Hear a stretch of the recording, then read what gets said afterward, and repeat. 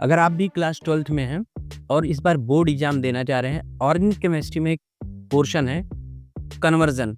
Conversion आपको भी problem है तो 2 मिनट में आपको हम एक रूल ऐसा सिखा देंगे जिससे आपको सभी कन्वर्जन कंप्लीट हो जाएंगे।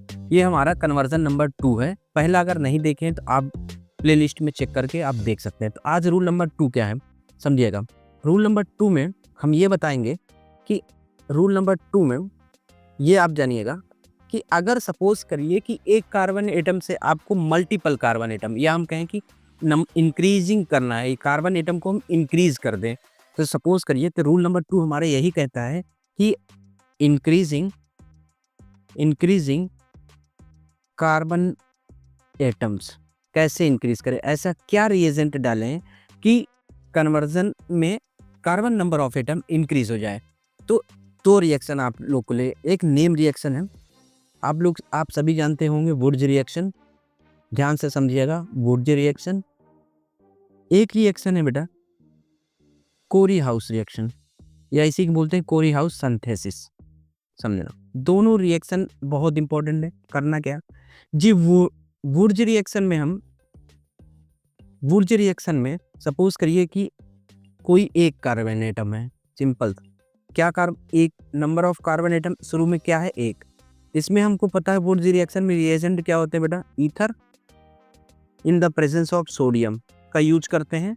तो इसमें कार्बन, अगर एक कार्बन आप शुरू में ले रहे हैं तो number of carbon atom double हो जाते हैं 2।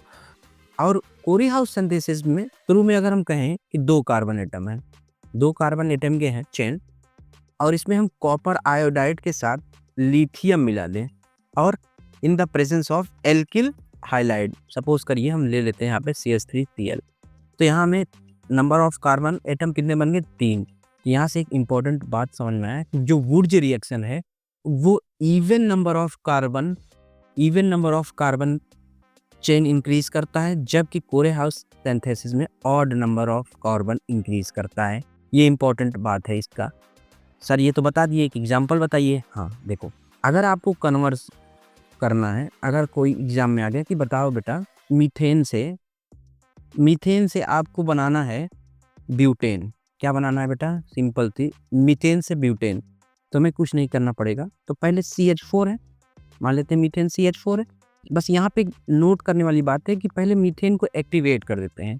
इसमें एक्टिवेट कैसे करेंगे, in the presence of UV light, chlorine plus UV light मिला देंगे हम के प्रेजेंस में बन जाएगा हमारे पास CH3Cl। अब यहाँ से देखिएगा CH3Cl,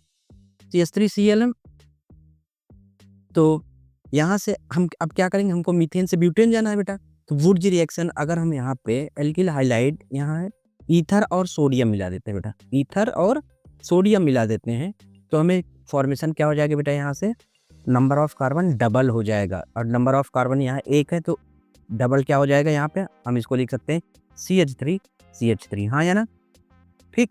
लेकिन हमें तो चाहिए 4 कार्बन, क्योंकि ब्यूटेन में 4 कार्बन होता है। फिर से हम एक बार हम क्या करेंगे, इसको एक्टिवेट करेंगे। एक्टिवेट किससे, in the presence of chlorine and UV light में। तो यहाँ पे हम मिलाएंगे यहाँ पे मिलाएंगे Cl2 in the presence of H में, तो क्या बनेगा CH3CH2Cl।